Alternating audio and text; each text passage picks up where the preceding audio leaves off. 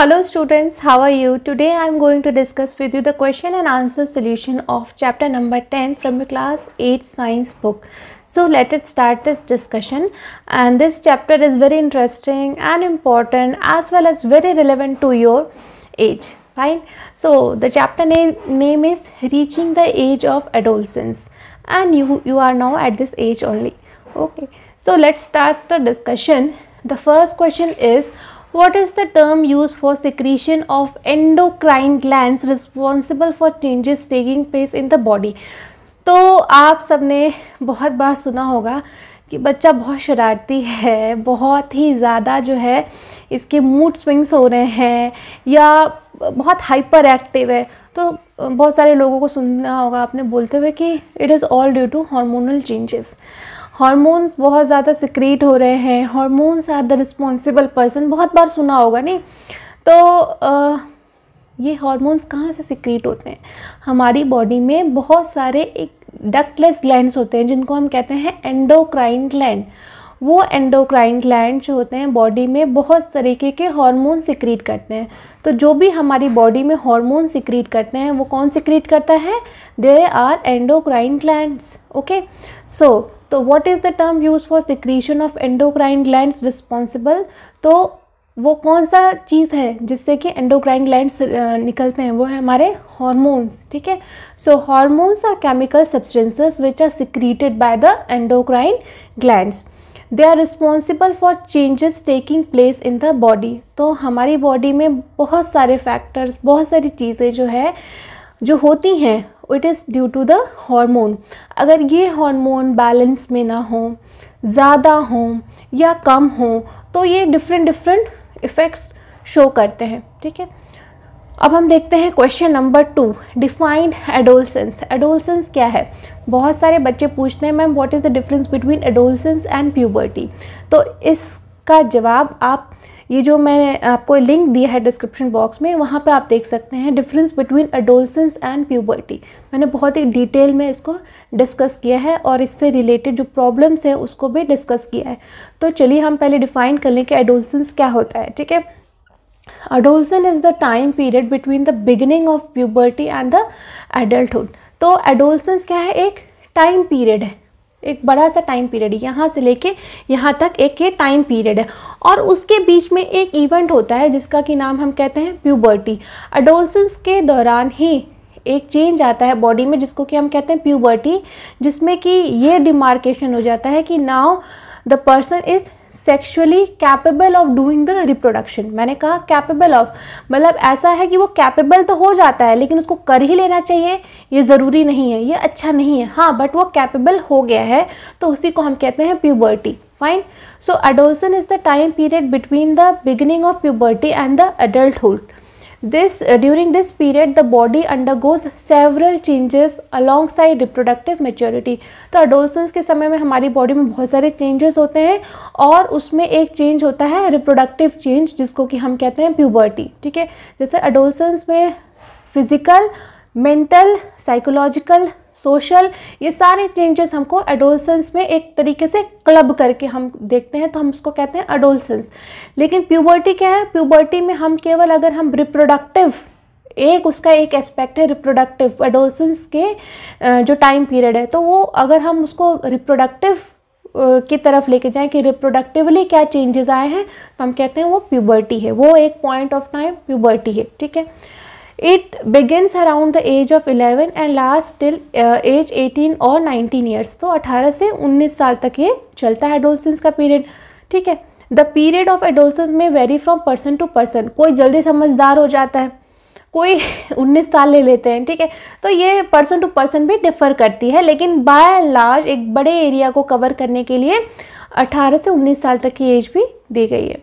अब हम देखते हैं question number 3, what is mensuration? Explain. Mensuration की प्रोसेस क्या है, इसको एक्सप्लेन करिए। तो मेंसुरेशन जो टर्म है ये केवल गर्ल्स के लिए ही है। ठीक है, मेंसुरेशन का मतलब होता है कि आपकी बॉडी, जो ह्यूमन फीमेल बॉडी है, वो हर महीने एक एग को रिलीज़ करती है। ठीक है, और ये एग जब रिलीज़ होता है फिर वो फर्टिलाइज होता है स्पर्म से, तभी कोई बेबी पैदा होता है। ठीक है, अब तो ये बात हो गई फर्टिलाइजेशन की। बट बाय द वे किन्हीं कारणों से अगर वो एग जो रिलीज़ हुआ वो फर्टिलाइज नहीं हुआ, ठीक है, उसकी फर्टिलाइजेशन की प्रोसेस नहीं हुई, तो उस एग का क्या होगा, वो एग धीरे धीरे ख़त्म हो जाएगा, रिलीज़ हो गया चला जाएगा। ठीक है, तो इस एग को हमारी बॉडी ऐसा समझती है कि ये एग आएगा, वो फर्टिलाइज होगा, फिर उससे जो है एम्बेडिंग होगी उसके यूट्रस में और फिर वो एक नया फीटस बनेगा। बॉडी तो यही सोच करके तैयारी करती है। लेकिन अगर स्पर्म नहीं आया, फ्यूजन नहीं हुआ, तो ये जो बाकी सारी तैयारियां की हैं बॉडी ने, उनका क्या होगा, वो तैयारियां बॉडी उनको फिर से डिस्कार्ड कर देगी। ठीक है, जैसे हमारे घर में कोई मेहमान आने वाला होता है तो हम खूब तैयारी करते हैं ना, अपने घर को साफ़ सुथरा तो ऐसे रोज़ करते हैं, लेकिन अपने घर को और अच्छे से बिल्कुल डेकोरेट करते हैं, बहुत अच्छे से तैयारी करते हैं, तरह तरह की डिशेस बनाते हैं, है ना, और कुछ अरेंज करते हैं इस तरीके से चीज़ों को। लेकिन बाय द वे किन्हीं कारणों से वो गेस्ट नहीं आया तो हम क्या करते हैं, कुछ नहीं करते। ठीक है, तो वैसे ही हमारी बॉडी भी है कि वो ऐसा सोच के चलती है कि फर्टिलाइजेशन हो ही जाएगा और यहाँ यूट्रस में एम्ब्रियो को एम्बेड होना ही पड़ेगा। लेकिन अगर फर्टिलाइजेशन नहीं होता है तो वो जो तैयारियां की रहती है उसको बॉडी शट ऑफ कर देती है, ख़त्म कर देती है अपनी बॉडी से। तो ये जो ख़त्म करने की जो प्रोसेस है इसी को मेंस्ट्रुएशन कहते हैं। ठीक है, इसी प्रोसेस को हम कहते हैं मेंस्ट्रुएशन। तो अगर हम वर्ड बाय वर्ड पढ़ें कि menstruation is the process of shedding of the uterine lining on a regular monthly basis. तो हर महीने हमारी बॉडी एक एग को तैयार करती है फॉर फर्टिलाइजेशन। अगर वो फर्टिलाइजेशन नहीं होता है तो जो यूटेराइन लाइनिंग है जहाँ पे की जा करके एम्ब्रियो को इम्बेड होना था, वहाँ पे जाके अटैच होना था, वो यूटेराइन लाइनिंग पहले वहाँ पे खूब सारी ब्लड सप्लाई होती है ताकि जब नया एम्ब्रियो आएगा तो उसको नरिशमेंट देने के लिए काम आएगा। लेकिन एम्ब्रियो तो आया ही नहीं, तो वो जो यूटेराइन लाइनिंग है ब्लड की से भरी हुई, वो यूटेराइन लाइनिंग शेड होने लगती है, गिरने लगती है, और हर महीने गिरती है क्योंकि वहाँ पे अब एम्ब्रियो का इम्प्लांटेशन नहीं हो पाया है। ठीक है, सो it begins at the puberty and is the reproductive cycle of the female body. Every month the uterus prepare itself to receive a fertilized egg. Therefore the inner lining of the uterus become thick and is supplied with blood to nourish the embryo. If the egg is not fertilized, then the lining of the uterus breaks down and get released in the form of blood through vagina. तो वही uterine lining break हो जाती है, break down हो जाती है और वो सारा जो है ब्लड वहाँ से रिलीज़ होने लगता है थ्रू वजाइना।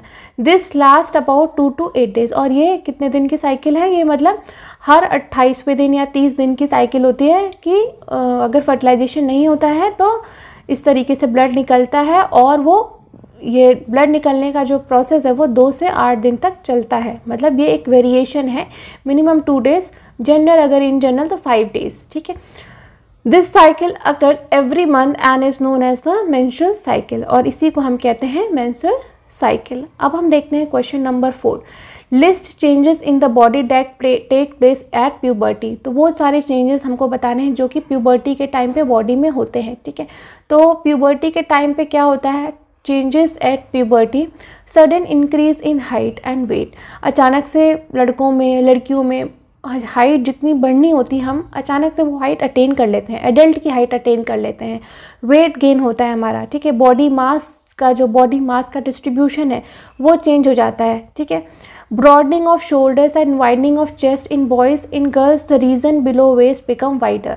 तो बॉयज़ में जो है चेस्ट ब्रॉडन हो जाती है, और वही कहते हैं जैसे बॉडी मास इंडेक्स जो है वो आपका चेंज होने लगता है। गर्ल्स में भी जो है वेस्ट लाइन जो है चौड़ी होने लगती है। ठीक है, इन boys under the influence of hormones the larynx become prominent, the vocal cords become longer and thicker, these changes cause the voice to become hoarse। तो लड़कों की आवाज़ बदलने लगती है, उनका जो वॉइस बॉक्स है जिसको हम कहते हैं लैरिंग्स, वो प्रोमिनेंट बड़ा होने लगता है, और उसकी आवाज़ इस वजह से उनकी पिच जो है वो बहुत कम लो हो जाती है, और एम्पलीट्यूड हाई, आपको हॉर्स आवाज़ खरखरी सी आवाज़ सुनाई देती है उस वक्त। ठीक है, appearance of hair in area such as under arm, face, hands and legs. तो जो हेयर्स हैं वो डिफरेंट हॉर्मोन्स की वजह से हर जगह से, बहुत सारी जगहों से बाल आने लगते हैं, जैसे फेस के ऊपर, अंडर आर्म्स पे, लेग्स में, ठीक है।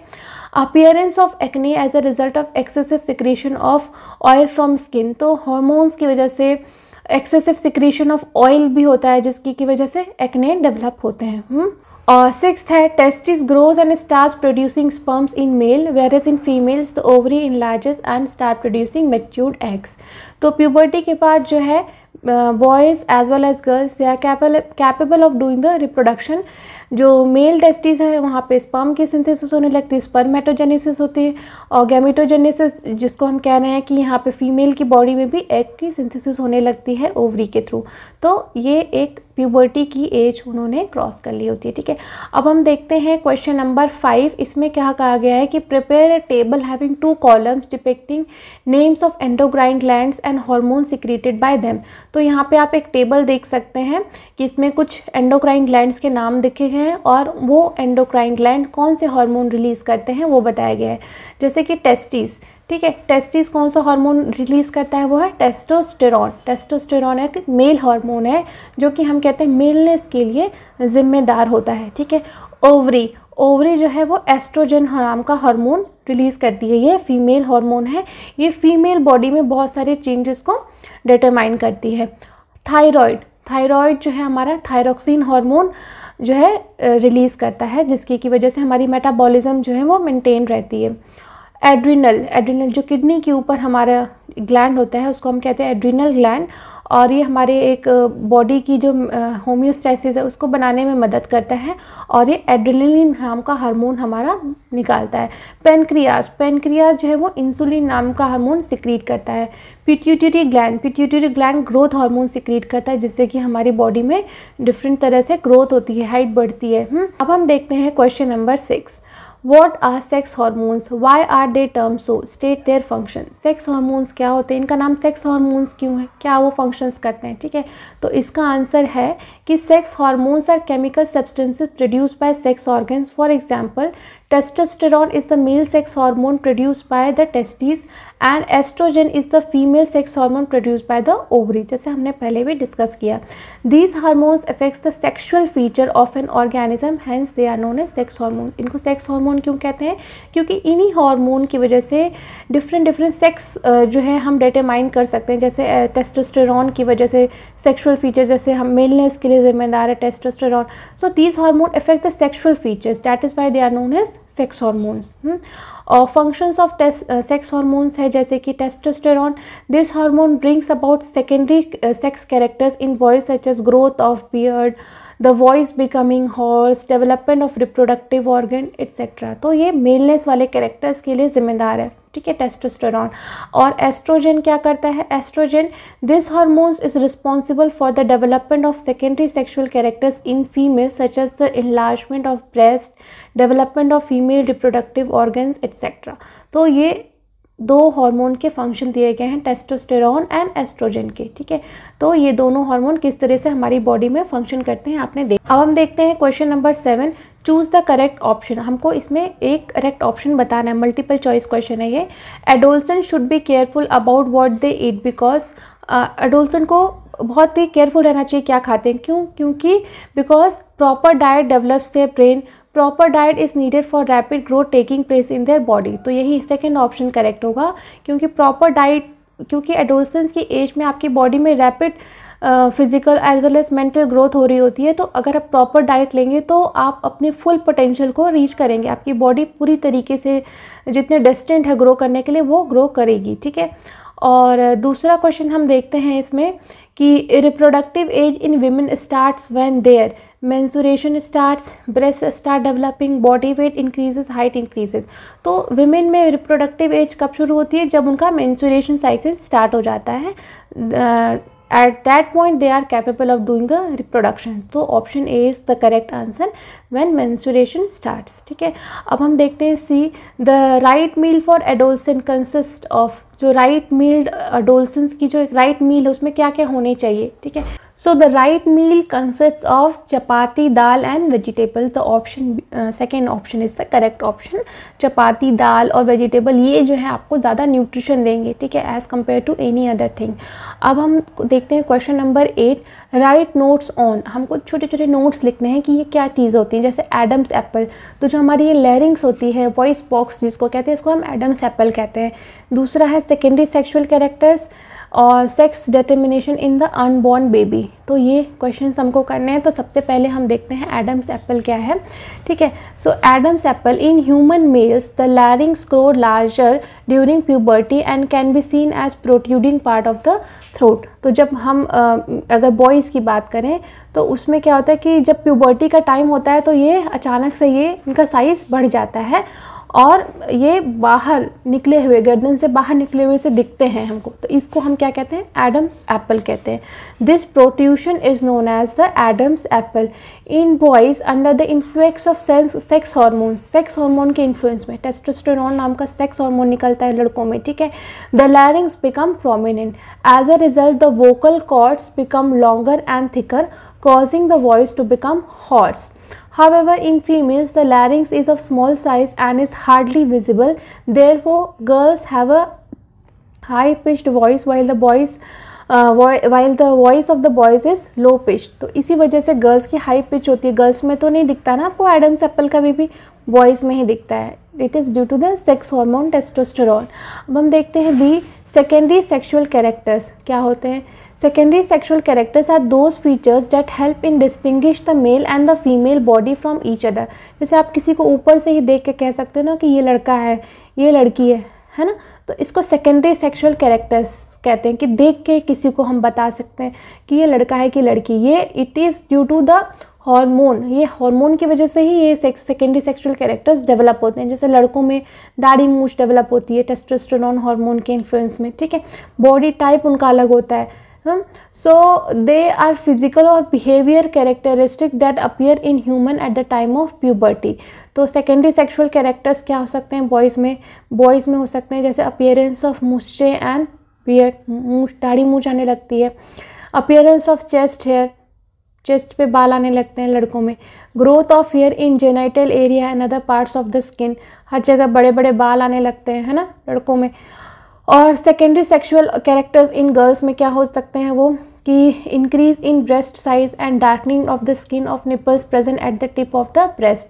तो ब्रेस्ट साइज इनलार्ज होने लगती है, स्किन का कलर चेंज होने लगता है, ठीक है। Growth of hair in genital area and other body parts, तो गर्ल्स में भी जो जेनाइटल एरियाज है वहाँ पे ग्रोथ ऑफ हेयर्स हो सकती है, ठीक है, होती है, क्योंकि it is due to under the influence of hormone. तो इसी वजह से हम इसको कहते हैं सेकेंडरी सेक्सुअल कैरेक्टर्स।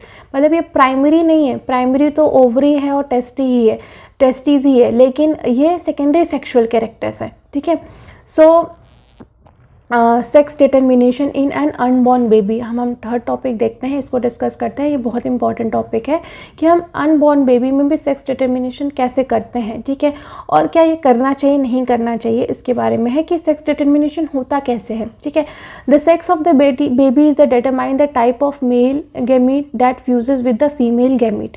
तो जो हमारे पास, जैसे मैंने बताया कि जो गैमीट्स होते हैं वो हैप्लॉइड होते हैं, उनमें एक सेट ऑफ क्रोमोसोम होता है, ठीक है। अब जो सेक्स क्रोमोसोम है वो भी पेयर्स में होते हैं।